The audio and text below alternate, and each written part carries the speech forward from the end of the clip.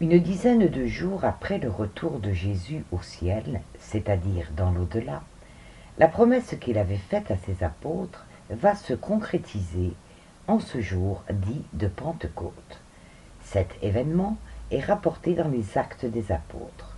Nous allons donc voir à quoi correspond la Pentecôte.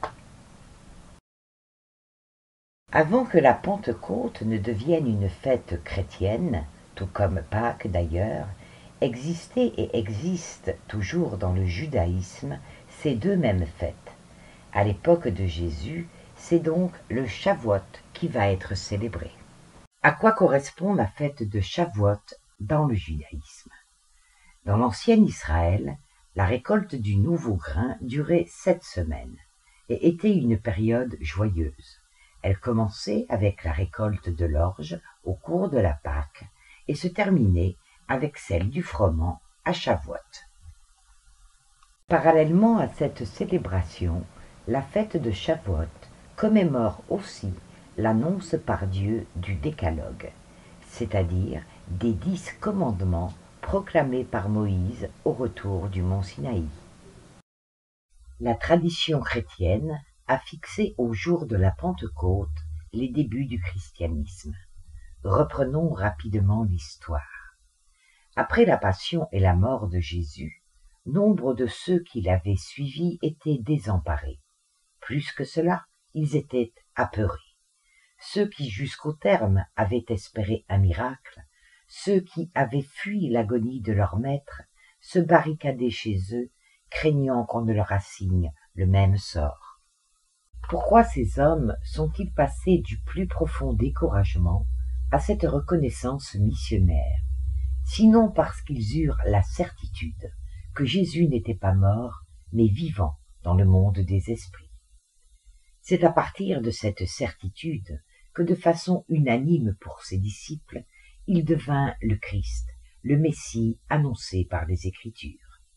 L'incertitude et le doute donnèrent place à un engagement qui les conduira comme leur maître à l'opposition et à la mort.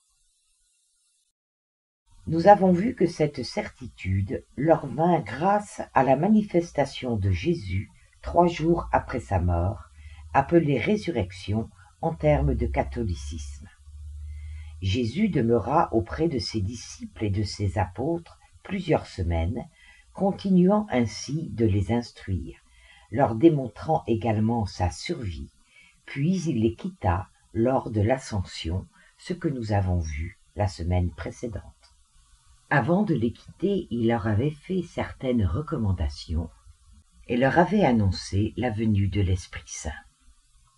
Obéissant aux dernières instructions de Jésus, leur ayant demandé de ne pas quitter Jérusalem et d'attendre la venue de l'Esprit, les apôtres s'étaient réunis en ce jour de Pentecôte dans la chambre haute appelée Cénacle.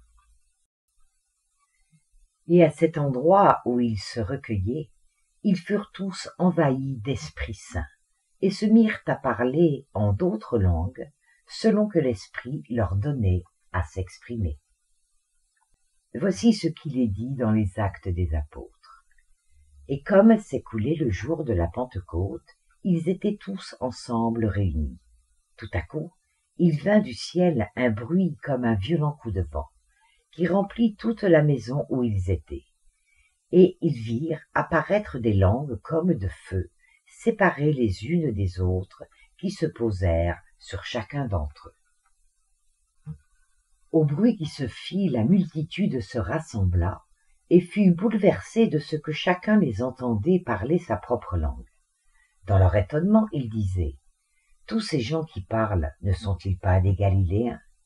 Comment alors les entendons-nous chacun dans notre propre langue?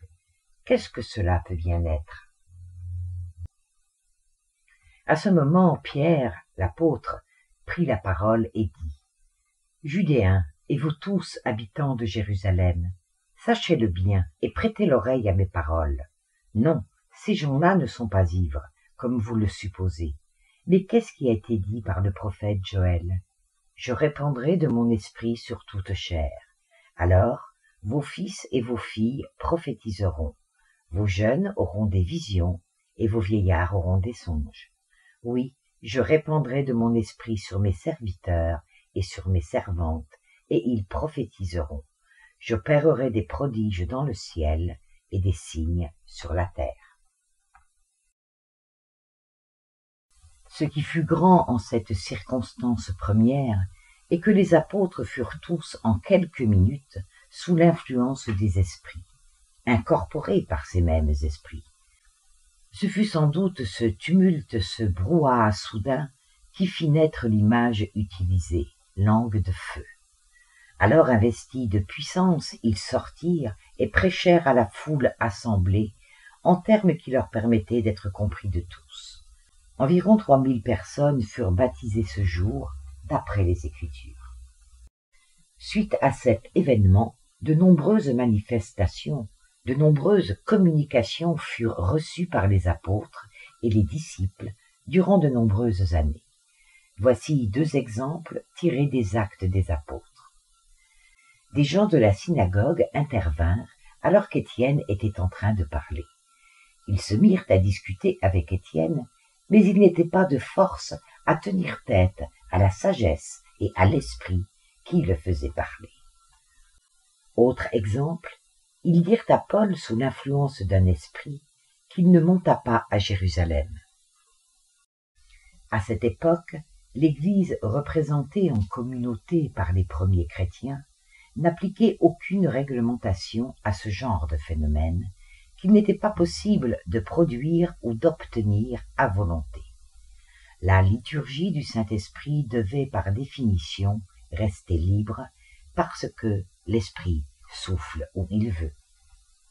Cette liturgie, cette parole inspirée qui a suivi celle du Christ, de Jésus, disparut assez rapidement et l'Église naissante entra en opposition avec ceux qui, inspirés par les esprits, combattaient déjà le faste des évêques, les dogmes imposés comme un défi à la raison.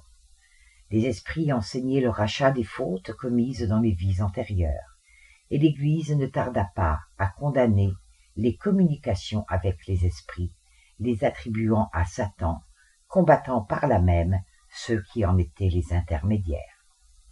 Cette Église a donc repoussé, réfuté des révélations venant de l'au-delà ou de la science, révélations qui pouvaient jeter le doute sur celles qu'elle prétendait avoir reçues elle-même. Quiconque possédait les dons de l'esprit, médiumnité, que Paul déclarait, que Jésus enseignait, était qualifié de sorcier. Cette terrible épithète causa une quantité de souffrances, car ceux qui exerçaient la force bienfaisante de guérisseurs, ceux qui recevaient les esprits, ceux qui réfutaient les dogmes établis, furent effroyablement torturés, et pire encore, condamnés au bûcher ou à tout autre supplice mortel indigne d'une Église, se disant représentante de Jésus, représentante de Dieu et inspirée du Saint-Esprit. Pour conclure, écoutons la réponse obtenue par les esprits consécutivement à cette question posée. Est-ce que la Pentecôte correspond à un fait réel? Nous pourrions dire que la Pentecôte est la fête du spiritisme. La Pentecôte, en vérité, est la traduction de la force médiumnique. Elle est le témoignage de la présence des esprits parmi les hommes. Jésus était médium, et certains de ses apôtres l'étaient aussi, mais ne le savaient pas encore.